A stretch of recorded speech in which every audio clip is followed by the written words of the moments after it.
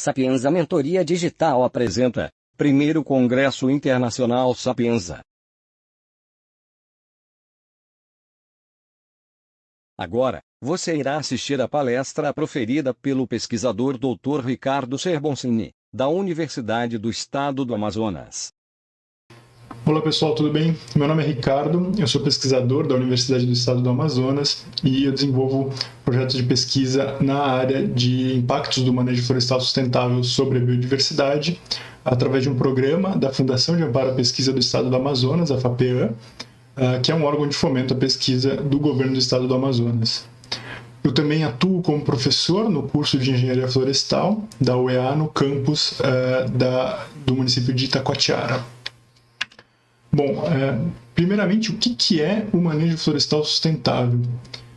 O manejo florestal sustentável ele pode ser conceituado de uma maneira mais abrangente como qualquer tipo de produção de bens e serviços a partir do uso dos recursos florestais para a atual e para as futuras gerações. Então, essa é a parte do conceito que vai estar conectando, né, a ideia de utilização de recursos florestais com o conceito de sustentabilidade, né? Então, por que ele é considerado sustentável ou com o objetivo de ser sustentável?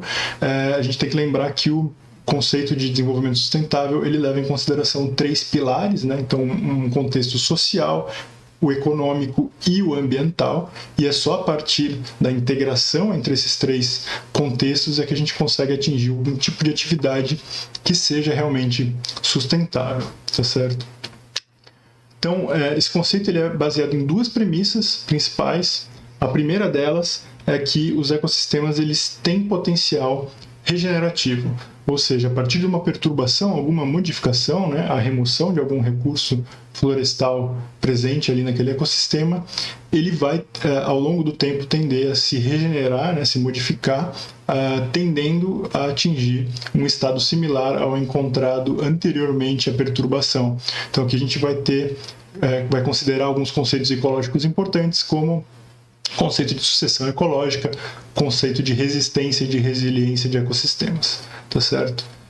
A segunda premissa desse conceito é que as atividades humanas elas podem ser modificadas, elas podem ser planejadas para serem desenvolvidas de maneira a minimizar os impactos no meio ambiente, né, fazendo com que a saúde desses ecossistemas elas se mantenham no longo prazo e também com que a própria atividade, né, de utilização desses recursos ela possa ser continuada no longo prazo, né, então para a atual e para as futuras gerações.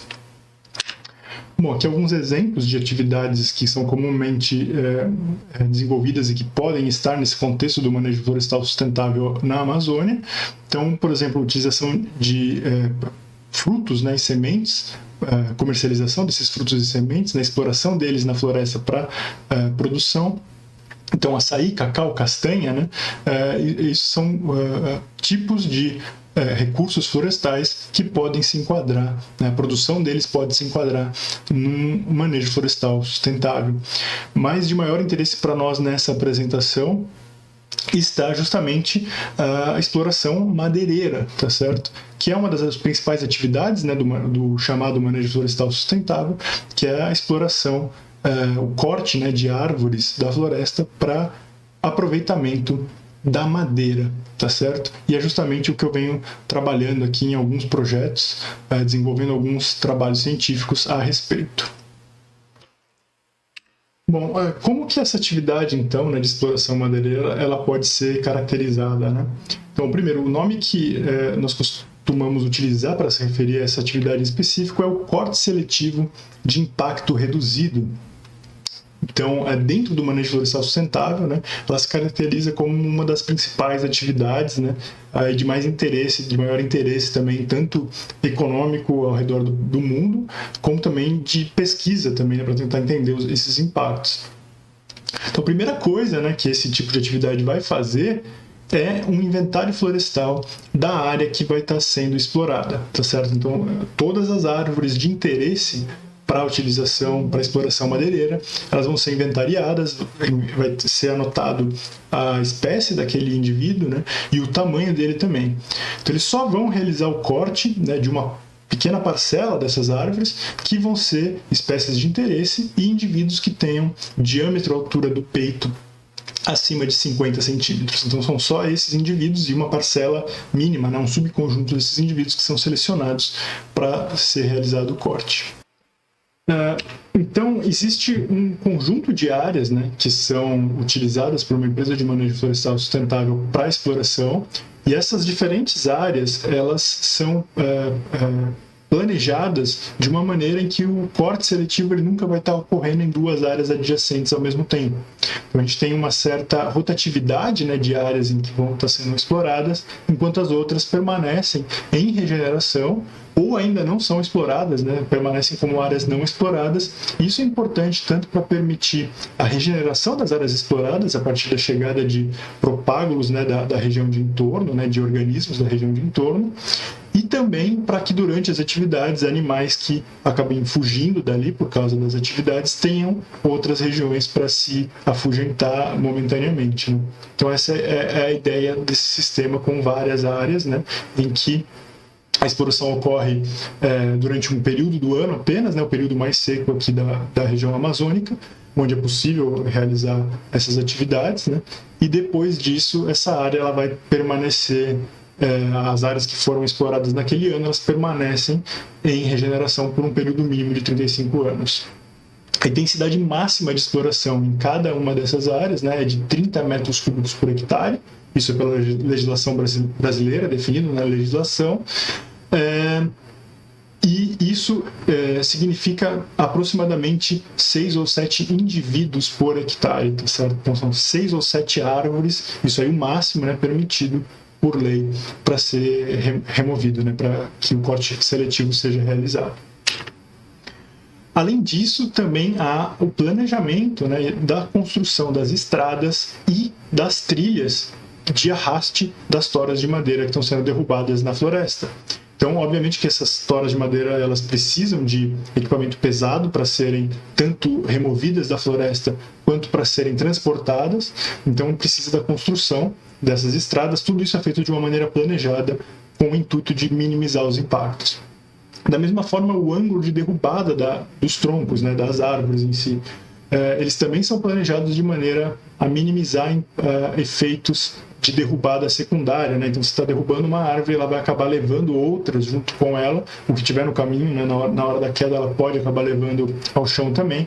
Então, isso é planejado de uma forma a minimizar os impactos, né? Ter um menor efeito que não é de interesse ali, de impacto, né?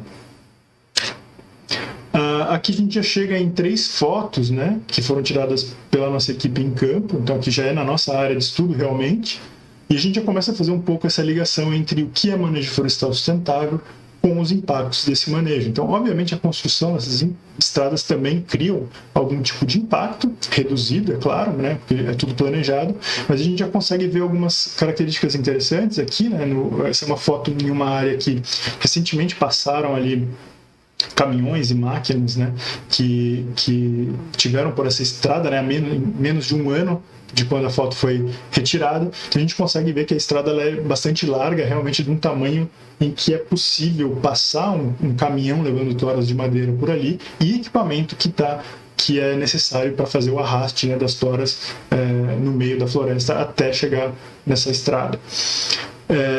Aqui já na segunda foto a gente vê uma área em que essas máquinas passaram por ali há cerca de 4 anos, tá? Então a gente vê como a mata, lateralmente, ela já chega a preencher alguns espaços dessa estrada, né? Então já fica difícil ali de passar um caminhão, realmente, né?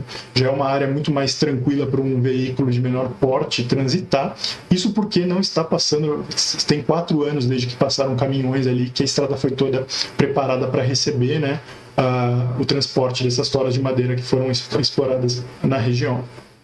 E por fim a gente tem aqui uma foto de uma estrada que foi utilizada, né, para o transporte da madeira há cerca de 15 anos, tá? Então essa estrada ela ainda é mantida, né? Então eventualmente ainda passa algum carro por ali, e por isso a gente consegue ver ali que ainda tem as marcas dela, né? Ainda é possível transitar com um veículo pequeno, como a nossa equipe faz para acessar as áreas. Porém, um caminhão é impossível, a mata já chegou a a tomar conta, né, das laterais dessa estrada totalmente, até a parte central dela, né, já tem vegetação, só fica ali realmente as marcas de onde passam veículos eventualmente, e é muito comum a gente também ter que parar às vezes para retirar qualquer galho que está atrapalhando a passagem, né, por essas estradas que há mais tempo estão sem receber, estão com áreas, né, de entorno que são apenas áreas de regeneração, não estão recebendo transporte de madeira.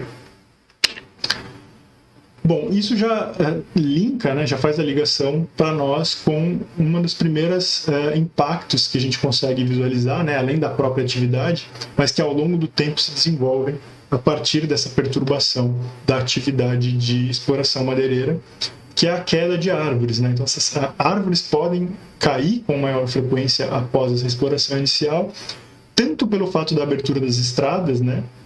Quanto durante a derrubada e durante o arraste também. Às vezes elas não caem na hora, né, que a atividade está acontecendo, mas ao longo do tempo, essas aberturas de estradas também elas garantem uma maior susceptibilidade, né, de indivíduos às intempéries, então há ventos que podem acabar atingindo, né, as tempestades que vão acabar atingindo os lugares, por ter lugares abertos, né, então essas estradas que são clareiras lineares, né, que são abertas ali, pode acontecer de árvores caírem por causa disso. É muito comum nessas áreas que a gente vai estudar, que faz muito tempo que o pessoal fez a exploração e elas estão em regeneração, a gente encontrar com árvores caídas bloqueando a estrada, né? Então essas duas fotos aqui embaixo estão mostrando isso, são árvores que estão realmente atrapalhando o nosso caminho por essas estradas que já são bastante estreitas às vezes, e essas quedas de árvores, em alguns casos a gente chegou a pegar a cada 1 ou 2 quilômetros rodados existia uma árvore bloqueando o caminho, então a gente tem que andar sempre no veículo com uma motosserra também, né? Então a gente tem sorte de na nossa equipe ter uma pessoa com bastante experiência no manuseio de motosserra, que é o Jucimar, e por causa disso a gente consegue desenvolver o trabalho com mais eficiência, né? A gente consegue remover essas árvores, às vezes acontece delas caírem como nessa foto aqui, são 2 ou 3, acho que se não me engano dessa vez foram 3 árvores que caíram juntas, né? Então uma maior caiu e acabou levando outras 2 juntas. Quando cai com a copa assim na estrada, é muito comum ter uma quantidade grande de lianas, então tem que fazer uma limpeza para depois retirar. Às vezes a gente acaba demorando até 2 horas para tirar para desbloquear a estrada para a gente conseguir passar. E às vezes acontece de muitas caírem, então a gente normalmente precisa de um dia só para conseguir ter acesso a área que a gente vai desenvolver o estudo, né? Então isso também já é um reflexo de um dos impactos, né, desse tipo de atividade. Então é só para a gente ter isso na cabeça, né? As árvores que estão sendo removidas desse ecossistema não são só aquelas durante a atividade econômica, né, a atividade de exploração, mas existe uma consequência também ali a nível do ecossistema que acaba resultando em um aumento do número de quedas. Mas a gente não tem nenhum estudo específico com isso, né? Mas a partir de agora eu vou mostrar para vocês o que a gente tem desenvolvido de estudo mais específico de impactos na biodiversidade, alguns resultados que estão saindo, artigos que estão sendo publicados recentemente e projetos que estão iniciando, que a gente está iniciando a atividade de coleta de dados, tá?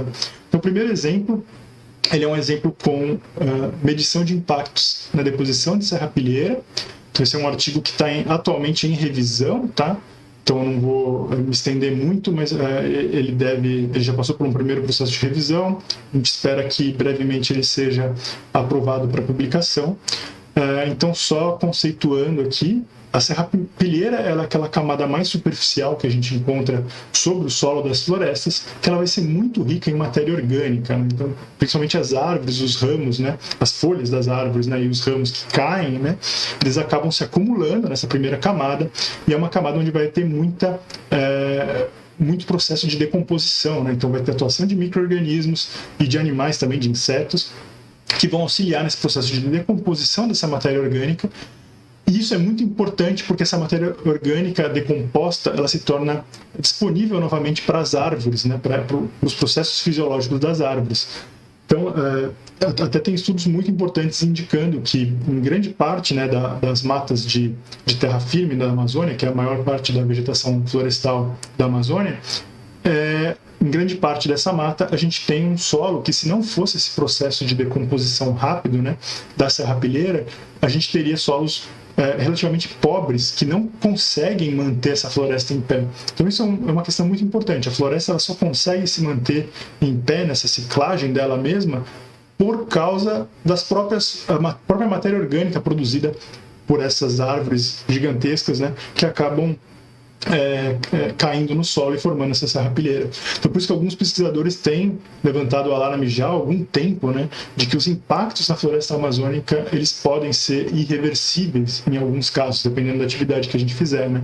Então, por exemplo, as queimadas, né, o desmatamento realmente, né, das florestas, eles tendem a levar a um estado em que as florestas podem não se apresentar mais com porte florestal, né?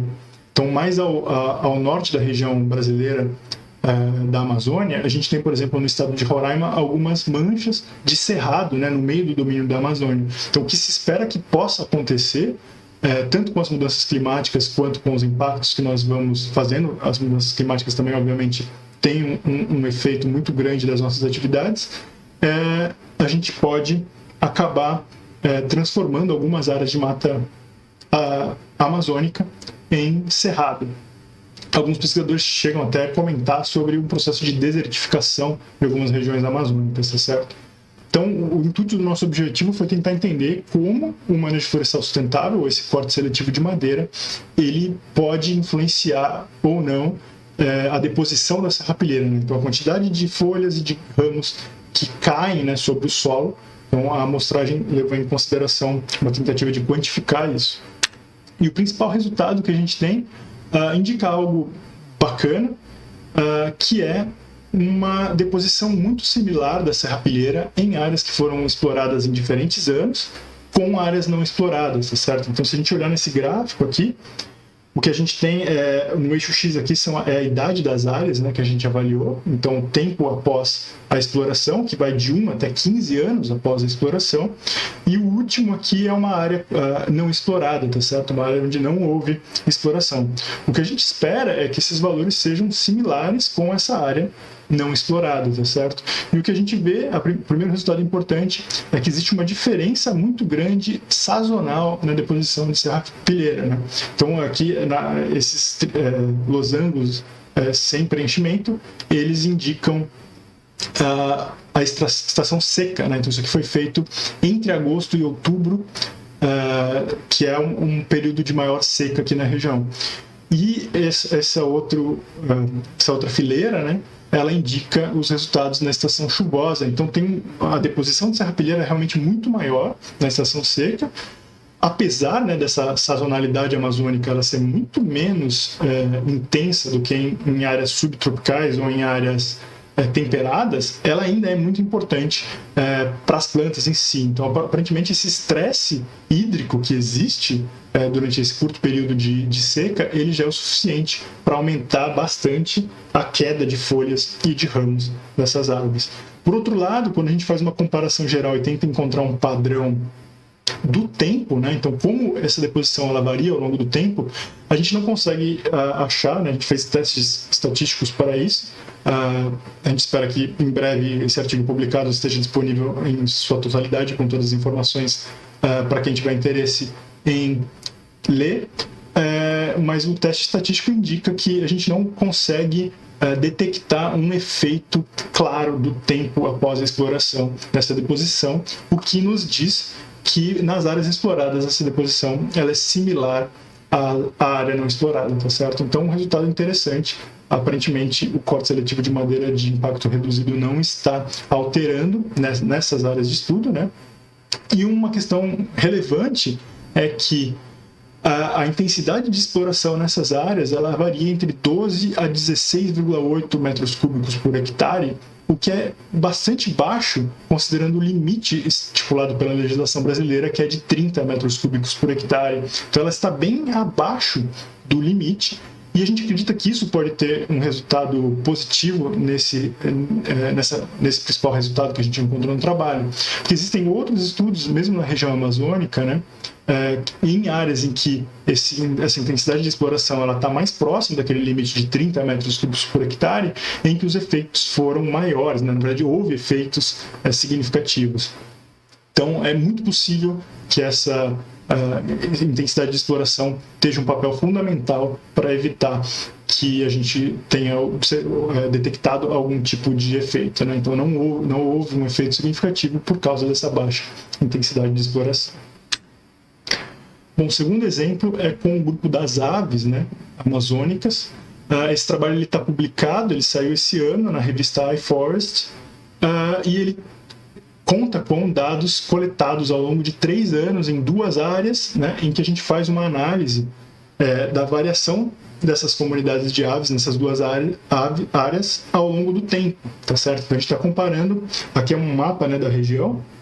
Então a gente tem uma área mais ao norte, né? Então as áreas de estudo elas estão entre os municípios de Itacoatiara, Silves e Itapiranga.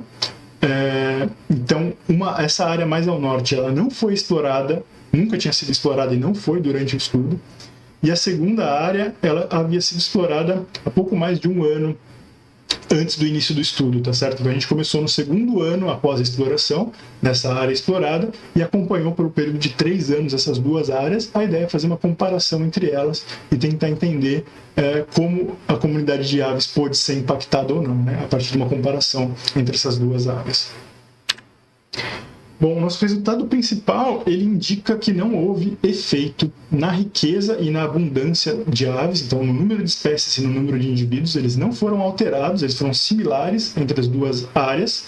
No entanto, a gente detectou efeitos na composição das espécies, ou seja, quais espécies de aves estão presentes na área não explorada e quais espécies de aves estão presentes na área explorada. Isso foi diferente, tá certo?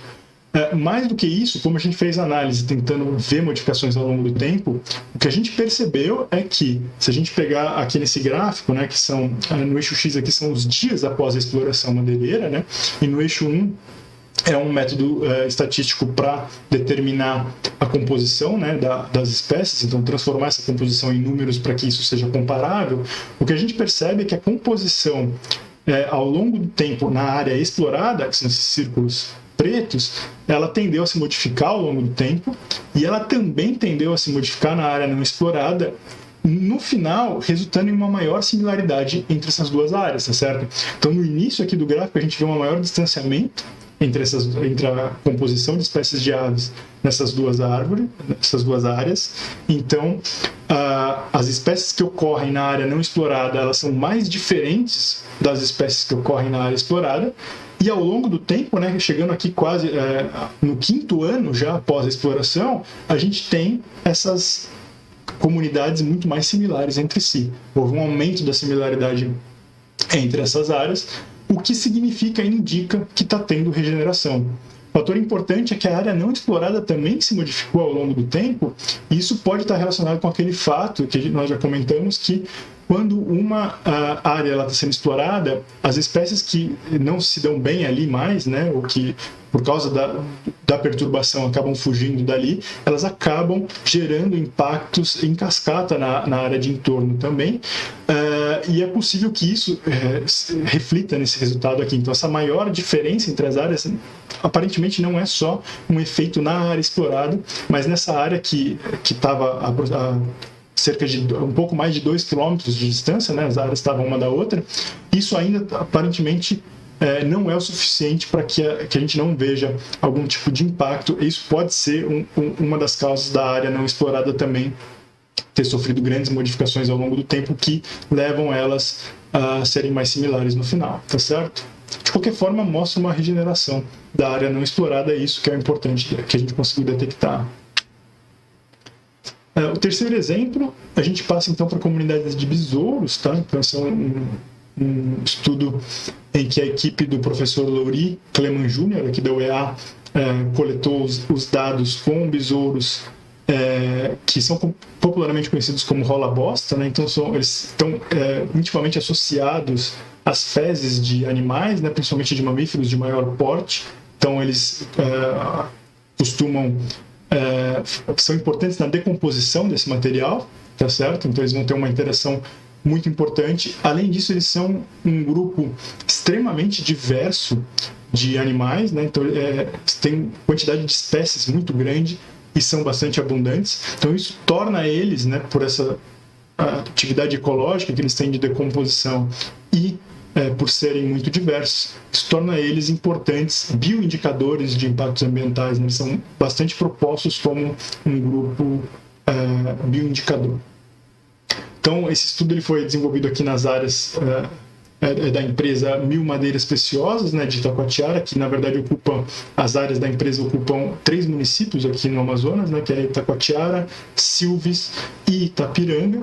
Então, 12 dessas áreas, né, de exploração foram estudadas, incluindo uma área, né, dentro dessas 12 que nunca sofreu exploração nenhuma, né? Então, uma área que não foi explorada, onde não houve corte seletivo. Então, a ideia é tentar entender como essas comunidades respondem ao corte seletivo primeiramente e depois se há uma recuperação, se há a regeneração dessas comunidades florestais, tá certo? Os resultados também são bastante interessantes. Eles indicam um impacto, sim. Então, nessa figura aqui, o primeiro gráfico, né, também está separada por a estação, né, as figuras. Então, temos a estação seca e a estação chuvosa, mas no geral todas tiveram mais ou menos o mesmo padrão. Normalmente os efeitos eles são mais perceptíveis na estação seca, né, onde tem uma maior diversidade também dos grupos que estão sendo estudados. A riqueza de espécies, né, o número de espécies e o número de indivíduos, de besouros também, ele tendeu a decair após a exploração, né? Então, nesse gráfico aqui, o 0 representa as áreas que não foram exploradas, e logo após a exploração o que a gente vê é uma tendência de queda da riqueza de espécies e do número de indivíduos. E esse terceiro gráfico que indica a estrutura da assembleia, né? Então, aqui no caso, levando em consideração a composição das espécies e as abundâncias relativas das espécies de besouros, o que a gente tem também foi uma mudança nessa estrutura da assembleia após a exploração, né? No entanto, a gente vê nesses gráficos que após essa modificação, ele tende a retornar ao ponto de partida, a ficar mais próximo da área original, tá certo? Em todos os casos. E isso normalmente se dá após esse impacto inicial, né? Ele permanece esse impacto até o 5º ano após a exploração. Após disso, então, a gente tem um retorno dessa comunidade a um estado muito mais similar ao que estava antes da exploração, a partir do 6º ano. Então, resultados interessantes, novamente, que indicam que esse tipo de atividade tem um impacto temporário na comunidade de besouros, quanto às medidas que foram feitas nesse trabalho, certo? Então, por favor, fiquem à vontade para mais detalhes sobre metodologia, análises utilizadas e resultados. O artigo já está publicado na Forest Ecology and Management. Por fim, né, esse quarto exemplo é um trabalho que ainda está sendo desenvolvido. Nós iniciamos a coleta de dados não faz muito tempo, um projeto sob minha coordenação, que é com mamíferos de maior porte, né? Então, a gente está coletando dados sobre registros de rastros, né, desses animais. Então, a gente já tem algumas coisas que foram obtidas. Então, por exemplo, a anta, né, que é um dos mamíferos de maior interesse nesse caso, porque é um dispersor de sementes, né, de árvores que tenham sementes de grande porte, né? Então ela é um animal de grande porte que se alimenta de frutos de tamanho grande e pode acabar dispersando sementes de maior porte. Ela está presente em praticamente todas as áreas. E ela, então aqui só a foto mostrando, essa régua tem uns 20 centímetros, né? Se vocês conseguirem ver, aqui tem a marca dos 3 dedos dela, da pata, né? Uma pata realmente grande. Ela está presente, inclusive, em áreas que foram recentemente exploradas, né? É claro que o nosso desenho amostral ele leva em consideração e tem como objetivo tentar detectar impactos na abundância relativa também, né? Então, será que ela está presente, mas a gente consegue detectar menos rastros, né? Então, ou mesmo fotos, né? Então, a gente também está utilizando o armadilhamento fotográfico, que a gente pode ver nessa terceira foto aqui, para registrar esses animais. E aqui a gente tem um registro também, só mostrando, exemplificando, do veado mateiro, né, de Mazama americana, que também é bem comum nas áreas. Aqui algumas fotos também cedidas pela equipe de meio ambiente, que já vem fazendo um monitoramento de espécies por lá. Então a gente sabe que vai acabar tirando fotos e fazendo vídeos desse vídeo na nossa amostragem também, né? Então a gente tem aqui uma foto de anta, uma foto do veado mateiro e foto de onça pintada, que também estão presentes por todas as áreas ali, né? São relativamente comuns, né? Bastante comum os registros desses animais nas áreas. Então espero que no futuro próximo a gente tenha já resultados, né? No futuro não tão próximo, pelo menos um ano de estudo, para a gente ter alguns resultados preliminares mais interessantes do ponto de vista científico e fazendo testes realmente de hipóteses para verificar se há efeito, né? Se há impactos na biodiversidade desse grupo da fauna. Bom, a pergunta que nós gostaríamos realmente de responder é: o manejo florestal sustentável, mais especificamente o corte seletivo de impacto reduzido, ele pode ser considerado uma atividade sustentável? Bom, de acordo com os nossos estudos que a gente tem feito aqui e com outros estudos também em outras regiões amazônicas, a gente pode concluir sim que os impactos eles são temporários, pelo menos em parte da biodiversidade que está relacionada, né, que está sendo impactada por essa atividade. Então a gente tem alguns impactos que eles vão ser negativos inicialmente nessa biodiversidade, só que a gente vai ter uma rápida recuperação. Então nos estudos que a gente vem desenvolvendo aqui, juntamente com a equipe do professor Louri Cleman Jr., com outros grupos também que não foram falados aqui nessa apresentação, né, que estão em trabalhos que estão para ser publicados, né, já estão submetidos ou estão em processo de finalização para publicação, a gente tem efeitos sendo observados com uma rápida recuperação que vai aí entre 4 a 7 anos após a exploração madeireira, né? Então, após essa exploração, 4 a 7 anos, a gente já tem um retorno dessas comunidades com características similares ao que a gente encontra em comunidades que não estão em áreas exploradas, né? No entanto, a gente tem alguns pontos de cuidado aqui que a gente tem que levantar antes de falar qualquer outra coisa. Existem outros estudos, né, tanto em regiões da floresta amazônica no Brasil e em outros países, que indicam impactos mais relevantes do que o que a gente encontrou. Então lembra que a gente falou que na nossa área de estudo a intensidade de exploração ela é bem reduzida em relação à intensidade de exploração máxima permitida, e aparentemente existe um efeito sim da intensidade de exploração. Então quanto mais próximo desse limite máximo, maior vai ser o efeito nos organismos de uma maneira geral, né? Maiores vão ser os impactos dessa atividade. Então isso tem que ser levado em consideração. E a gente tem alguns estudos mais recentes também que vêm indicando possíveis efeitos irreversíveis em um tipo de medida específico, né, de diversidade, que é o que a gente chama de diversidade filogenética. O que é isso? É uma medida de diversidade que leva em consideração a história evolutiva dos grupos dentro dessas comunidades, né? Então, mesmo com intensidade de exploração baixa, é possível ter efeitos irreversíveis na diversidade filogenética. Então esse é um campo que está precisando de um maior esforço de estudo para a gente realmente entender o quanto dessa diversidade filogenética, né, o quanto da história evolutiva desses grupos pode ser realmente perdida indefinidamente ou não, né? Uma outra questão importante para responder, né, para tentar definir essa atividade como sustentável, é se 35 anos de ciclo ele é suficiente para manter essa atividade viável ao longo do tempo, né? A gente tem alguns estudos aí indicando que para o retorno de árvores de grande volume, esse tempo ele é insuficiente, né? Na verdade, o que a gente espera é que após um período de 35 anos, isso ainda não seja suficiente para que a empresa que realiza o manejo florestal sustentável possa explorar essa área em regeneração com a mesma qualidade, né? Com a mesma quantidade de volume de madeira, com a mesma produtividade que ela atingiu na primeira exploração.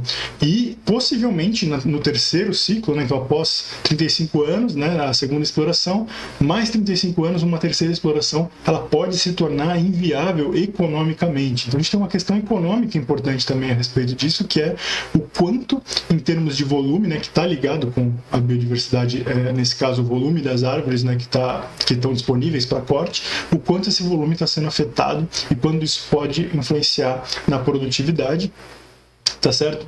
Então isso é algo a ser pensado. Existem alguns estudos que foram desenvolvidos em vários lugares do mundo, na verdade, inclusive na floresta amazônica, que vão por esse sentido, que talvez não seja realmente uma atividade sustentável se for pensar desse ponto de vista econômico. A gente ainda precisa estudar um pouquinho melhor para ter certeza, né?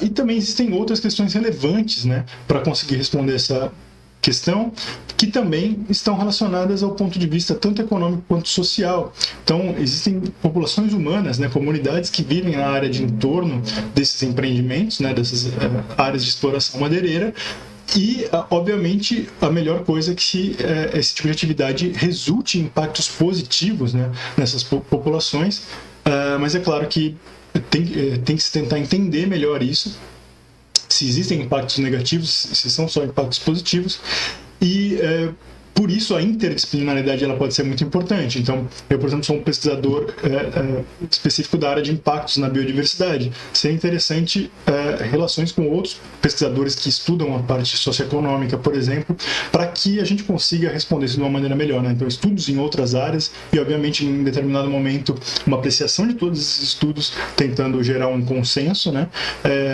Seria importante para a gente conseguir responder essa questão. Mas o que a gente consegue com certeza dizer neste momento aparentemente, os efeitos na biodiversidade eles podem ser temporários apenas. Em poucos anos, a biodiversidade pode retornar a uma situação inicial. E mais do que isso, se a gente comparar o manejo florestal sustentável e principalmente a exploração madeireira de impacto reduzido, né, o corte seletivo, esse é um tipo de atividade que parece fazer muito mais sentido se a gente comparar a outras opções que a gente tem para fazer o uso de recursos madeireiros, né?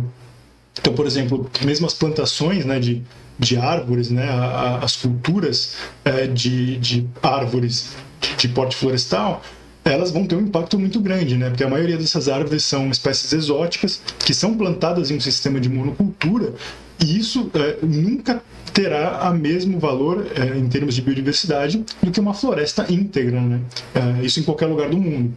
Então, obviamente que essa é uma atividade que tem muito potencial de ser utilizada realmente como de atingir, né, esse status de uma atividade sustentável e conseguir se manter aí por longos períodos de tempo sem impactos significativos ou irreversíveis, pelo menos, nos ecossistemas. Tá certo? Bom, gostaria de agradecer principalmente a organização do evento, né, pelo convite para essa palestra, e muito obrigado a todos que assistiram também. Gostou do conteúdo? Deixe sua curtida, se inscreva no nosso canal e ative o sininho para receber novos conteúdos.